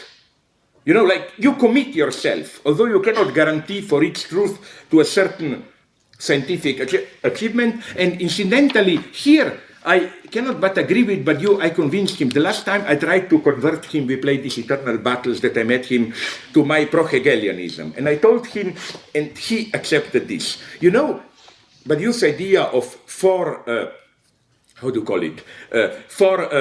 truth events, truth domains, no? I told him, but don't you get it? This is German idealism. You know what are his truth domains? Science, politics, art, love. I told him, Kant, Fichte, Schelling, Hegel. Kant, science. Kant's problem is precisely, as he says, how to reconstruct philosophy based on modern science. Fichte is politics. The whole Fichtean problem is, French politics. Schelling is art. Schelling is, I think, maybe even the only philosopher in the history of philosophy who consciously poses art as higher level of, okay, let's call it knowledge. And Hegel, it can be clearly shown that Hegel's model of all different matrices is love. Okay, so Higgs field. Why was I so fascinated when I was reading about Higgs field? Because precisely as a materialist I was fascinated, because I think it undermines the New Age appropriation of quantum void as the nothing all. You know, often quantum physics is read in this way. Oh, but ancient Hindu idiots, jerks, they're masturbating, whatever. They already knew this all, you know, like that there is a primordial void out of which everything comes and into which everything disappears and so on and so on. No, it's not that. What quantum physics calls void, zero, is precisely not this Plotinian, formless, one or beyond one, from which all comes, where all disappears, and so on and so on. So what am I talking about? Again, some simple definitions. Don't be afraid, it's Wikipedia style. The Higgs field controls whether forces and particles behave differently or not. When the Higgs field is switched on, operative, symmetries are broken between the elementary particles and their complex pattern of differences emerges. While when Higgs field is switched off, inoperative, forces and particles are indistinguishable from one another. That is to say, the system is in a state of vacuum. And this is why, now you can understand, particle scientists search so desperately for the hypothetic Higgs particle, sometimes referred to as the divine particle, because this particle would have been literally the particle equivalent of what Lacan calls object small a, the cause of disturbing the symmetry of a vacuum, the X which breaks the symmetry and introduces differences. In short, nothing less than the cause of the passage from nothing, vacuum, the void of pure potentialities, to something, actual different particles and forces. So how is this miraculous particle thinkable in a materialist way? How can we avoid here the obscurantist idea of a mystical cause of all objects? Because you can see now why reactionaries get here a multiple orgasm. No, oh, you must admit that there is a particle which is like the divine intervention, which basically makes something out of nothing. It's the cause of the so-called break of the symmetry and so on and so on. This would be my answer, all theological speculations, theosophical rather, focus on this point. At the very beginning, or more precisely before the beginning, there is nothing, the void of pure potentiality, the will which wants nothing, the divine abyss prior to God, and this primordial peace balance is then inexplicably disturbed, lost. The material solution is here very precise. It concerns the key paradox of the Higgs field. Now listen, this is, I hope I understand it, the key. As every field, Higgs field is characterized by its energy density and by its strength. However, it is energetically favorable for the Higgs field to be switched on and for the symmetries between particles and forces to be broken. What does this mean? We have, let's say, the pure vacuum. The Higgs field is switched off, inoperative. We have the void, no differences, no symmetries broken. And then, of course, you would have said the Higgs field, in order to break the symmetry, has to spend some energy. Like nothing comes for free. But here we come to the paradox. The paradox, or to cut it very short, the paradox of the Higgs field is the following one. Again, imagine the zero level. Cosmic void, no symmetry broken, no particular entities emerging out of pure uniformity, and imagine spending zero energy on Higgs field. And this is now the absolute paradox. This is for me the best definition of materialism. there is a gap between the two. Literally, the presupposition of Higgs field is that something costs less than nothing. That is to say, if you want to be at the state of absolute peace, you spending no energy, no, absolute peace, sorry, in the sense of no broken symmetry, you have already to spend some energy. The lowest point of energy is not when nothing happens. It's when, in a minimal way, something already... You know what I mean? If this is, for example, how much energy you spend, and this is how much symmetry is broken. It's not like this. The more energy you spend, the more symmetry is broken. It's like this. So, physicists, based on this, distinguish between two vacuums. The false vacuum and the true vacuum. The false vacuum is ontologically even more a vacuum. The false vacuum is the state in which Higgs field is switched off. There is pure symmetry with no differentiated particles and so on and so on. But it's false because you need energy to sustain the zero. The true vacuum is already a little bit further, where you spend zero energy, but there is already some disturbance, some what I 2 days ago called eppur si muove, and so on and so on. So why do I find this so attractive? Because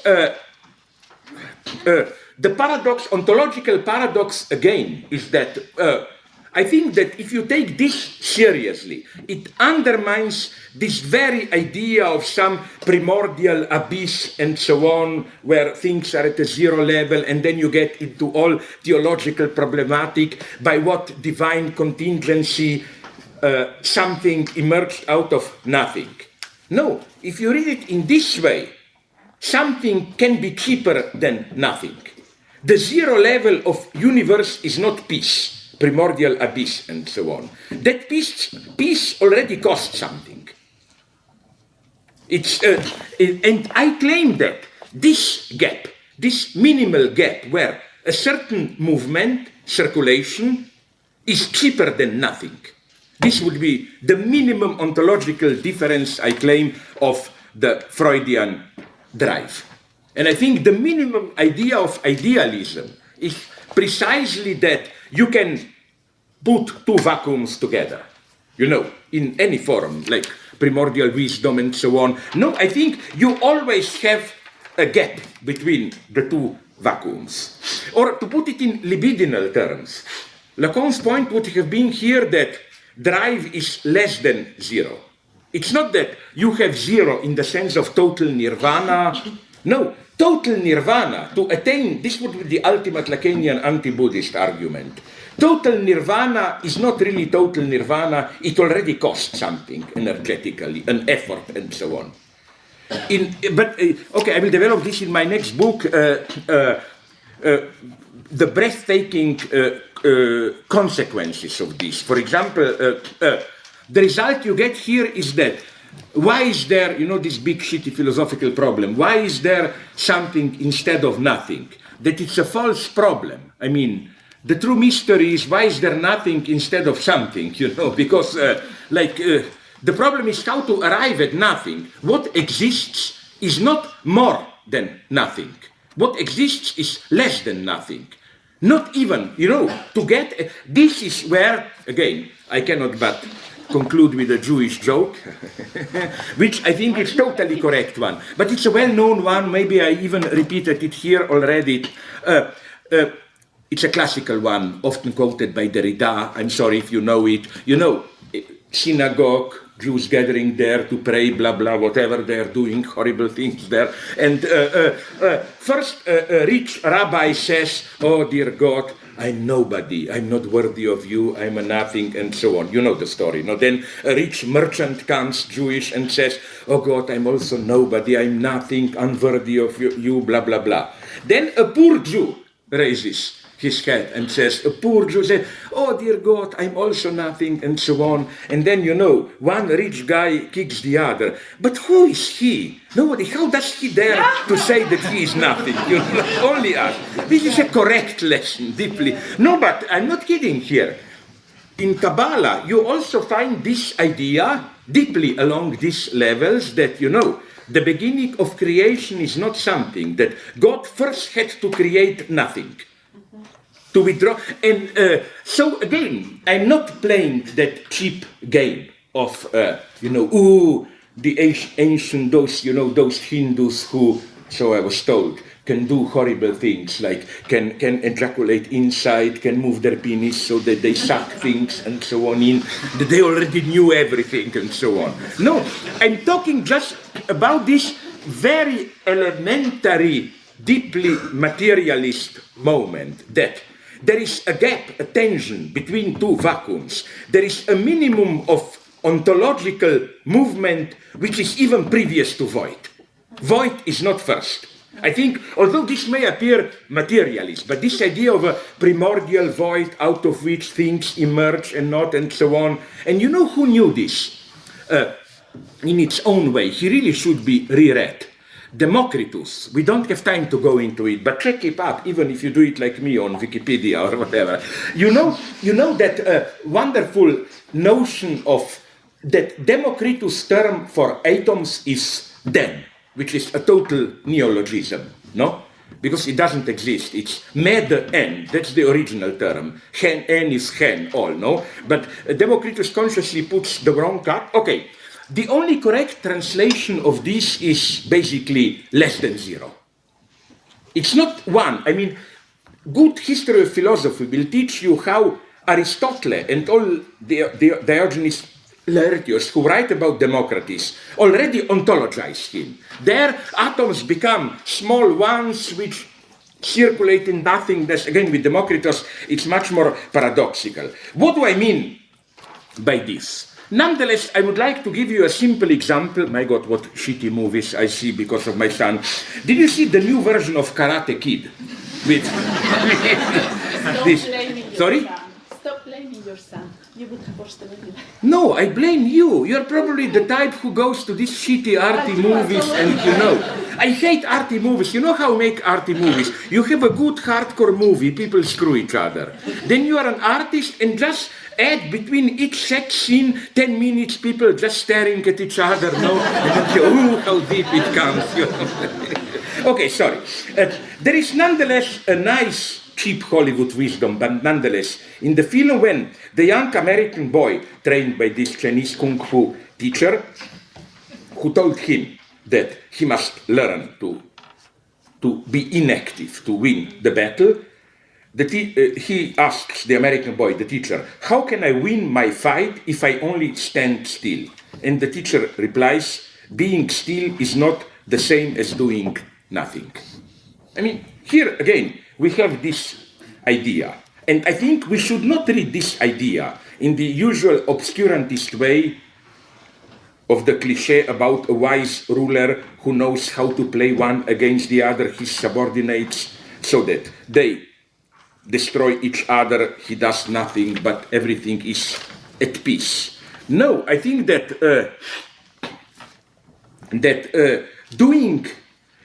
there is a point when you do nothing precisely by doing something. Doing nothing already cost. It's a little bit like, if you permit me this, I know, purely brutal, illegal step towards individual, even psychology. You should believe me, I know about this, because if there ever was a person with all the nervous tics, it's me, no? Like, if you really want to destroy me, it's to tell me, relax, just sit peacefully, and so on and so on. I would have to put an incredible effort into it. The only way for nervous jerks like me to get peace is to focus on some small gesture repetitively. And through, like doing some, the only way to approach nothing is to do something. If you want direct nothing, it's an incredible effort, it's doing much more.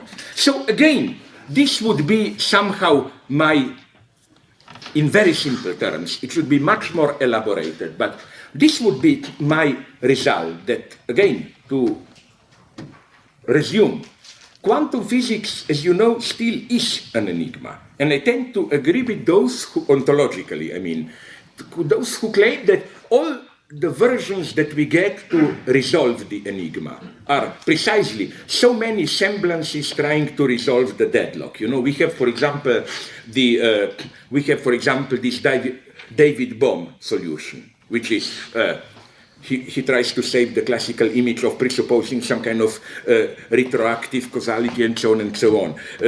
We have I don't know, many world interpretations. We have the spiritualist interpretations and so on and so on. I think these are precisely, as with modernity or whatever, we still are not at the level to confront Bohr's paradox. And I think that this is maybe the task today. The consequences are tremendous ontologically. I really think that we arrive, that if read properly, quantum physics is maybe the most materialist science there was. I think we should totally reject all that stuff. Oh, you know, mind creates reality, time runs backward, and all that stuff. No. Things are much more precise in quantum physics. But again, what has to fall is A, the notion of consistent, fully existing reality. Reality must be rendered not all, incomplete, and again, following the logic of Higgs field, this our most elementary ontological presupposition that something is more than nothing, that, as it were, things emerge out of some primordial void balance and so on, should be abandoned. That is to say that the zero level of reality is not void, but it's neither nothing nor something, but some weird less than something. The paradox would be maybe the following one. When Lacan talks about object A, I use this 2-3 times in my books. I was always struck by the parallel between object A and the status of, I think it's photon. I'm so bluffing in physics, I don't know. But I think photon is a particle which has this paradoxical property that, with other particles you have a certain mass, gravity, and then of course, if the particle is moving, this mass raises. The idea of a photon is that when it's not moving, it has zero mass. How to put it? It exists only as its own excess. It doesn't exist at zero level. Something which has no, it's not that you can, it's almost like Comrade Stalin, in his infinite genius, came close to this when, that old joke, when he was asked in 28, I think, by a journalist, which deviation is worse, left-wing or right-wing deviation. Stalin's answer, they are both worse. With revisionists, they are not only bad, they are worse. Worse, with no standard. There is nobody who is bad. You begin with worse. And it's, again, the same with photons. You see this idea, which maybe also comes close to the way Epicurus supplemented Democritus. Because Klinamen, where Epicurus, my God, Marx, I'm almost tempted to say that the true young Marx that should be rehabilitated is not that stupid, boring proto-Stalinist meditations about alienation from 1844. It's his thesis from 1841 too, about, he already focused on the difference, what's the title of Marx's doctoral thesis? The difference between Democritus and Epicurean atomism, and there the difference is precisely Klinamen. The idea that atoms not only fall, but in a contingent way they deviate. And the step to be made here, Deleuze wrote nice lines about it, is precisely that Klinamen is original, like photon. You don't have something which is distorted, sidetracked. It's this distortion, Klinamen, making a detour is primordial. Excess, things are always in excess with regard to themselves. along these lines, I would like maybe to develop some things and so on and so on. Do I get a certain body language from you that maybe it's the time that I shut up or what? No, there is another talk here at 6, but I don't know if you want to have time for questions. I mean, I think he did make us work today, as you promised yesterday. No, you did, although seriously, let me be serious here. All I can tell you is that I did speak when I was in United States, in Duke and so on, with some particle physicists, just to be sure that it's not total bullshit what I'm saying. You know what I mean? Just to be sure that I told them, I don't want to teach you. I'm not that kind of philosopher who tells you, no, you're making a mistake, I know better than you. And they at least... Yeah. Beckett did say the whole thing much more laconically, the idea that nothing is more real than nothing, but we could never accuse you of being laconic. No. But mind you, my point is there is something more real than nothing. It's less than nothing, less than zero. Okay. All right, but still, I thought this was the most important exploration, even rectification. Well, since your own plague of fantasies, really, on sexual difference, even a modest rectification of Lacan. And I have some questions, but I don't know if I should let the audience go first. I have some Woody. Oh, you were there. That's why I wondered the Jewish jokes were about. Absolutely, when I noticed. Okay, but no, I don't know if. Shall I start with a question? Are there questions? Do you have time to take a few questions? Yeah. I wonder, that going back to the formulas of sexuation and your rectification of Lacan, but also the admission that you can easily say man is not woman, is logical, but you cannot say woman is not man because there's always a domain beyond sexual what you cannot say is that not woman is man, that if you deny woman you are back at man. Okay. I think there is an excess in woman. Okay, the sexual difference is deeply asymmetrical, which is, again, just to make it clear, which is why I think it's not some kind of a primordial dualism. The original structure is precisely like that of coffee without milk. There are no two sexes. There is one sex plus something, which is neither. Okay, would that lead you though to agree with something that I heard you disagree before, the idea that woman has an access to some surplus jouissance that Lacan goes on about in Seminar 20, simply because there is a domain beyond sexual difference. Does that the people on the feminine side of the formula of sexuation, whether they are biologically men or women, have access to this surplus jouissance that in the past you said is Lacan's sort of fantasy, is not really... Here things are much more tricky. First, I claim that it all depends how we read this. Even some Lacanians read it in, I think, a very dangerous obscurantist way. It goes like this. Man is fully integrated into the symbolic order, while woman is not all within the symbolic order. There is some terrifying, too strong jouissance, and only women can get into it. No, I think, as I repeat it in my book all the time, that it's absolutely crucial to take this into account. Women have access, not insofar as they are less within the symbolic order, but insofar as they are totally within it. In other words, I claim that this idea of a woman who, has access to some secret, excessive jouissance outside language with the divine, this is the ultimate male fantasy. Yeah. This is the ultimate male fantasy. A woman. So again, but this then has many philosophical consequences because, for example, the reason I am for Descartes, philosophically, basically for cogito, is I claim that if you, against this background, read Descartes closely, you can see that cogito is feminine. Cogito, I totally reject this idea that cogito is coded first incidentally, even at the most anecdotal level.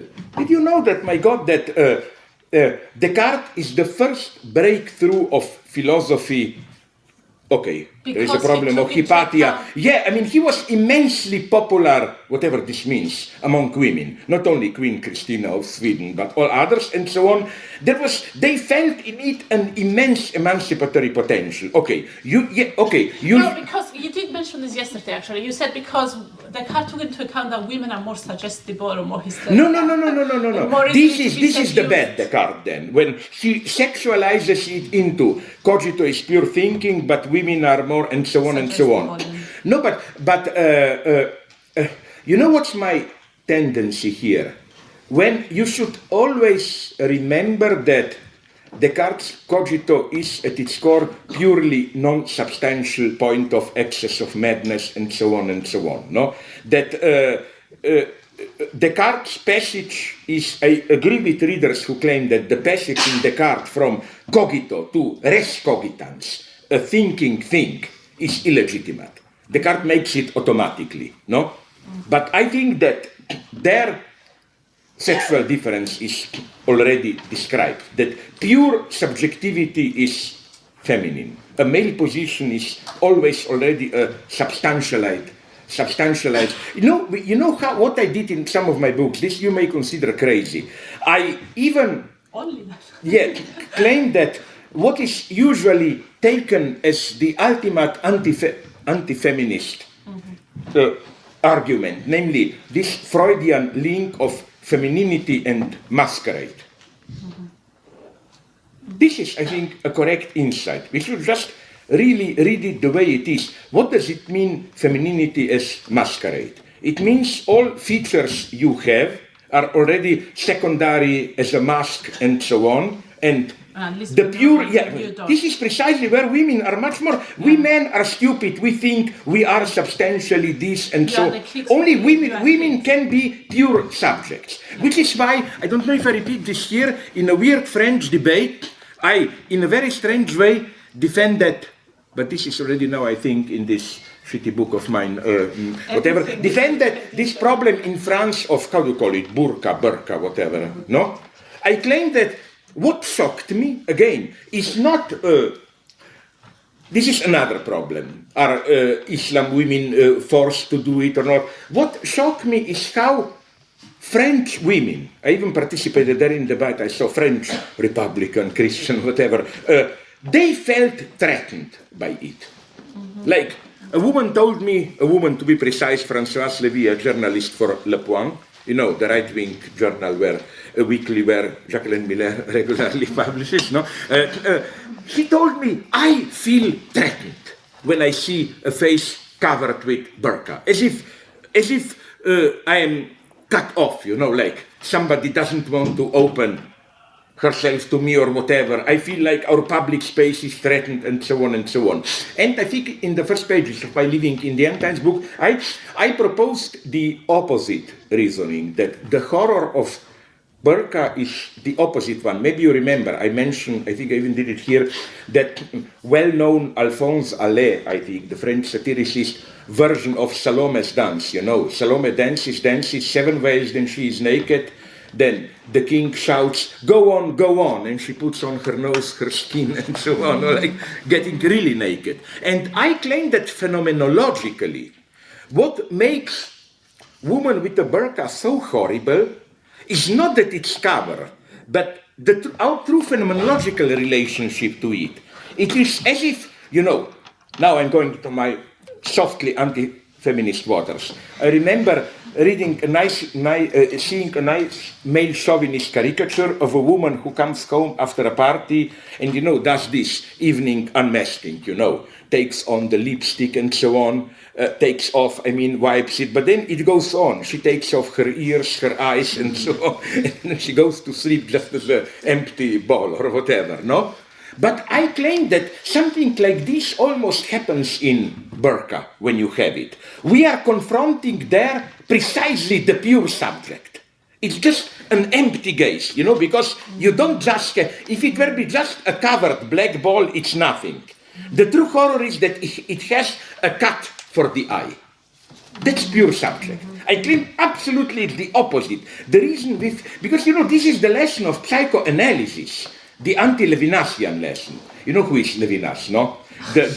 No, here I agree with my friend Udi. No, I'm joking, but Levinas is, the Christian philosopher who masks himself as a Jew. No, I sincerely think Levinas is so popular because he is selling as Jewish wisdom this Christian more bullshit about, love neighbor and so on. What is so great in Judaism is that it's much more communist, my God.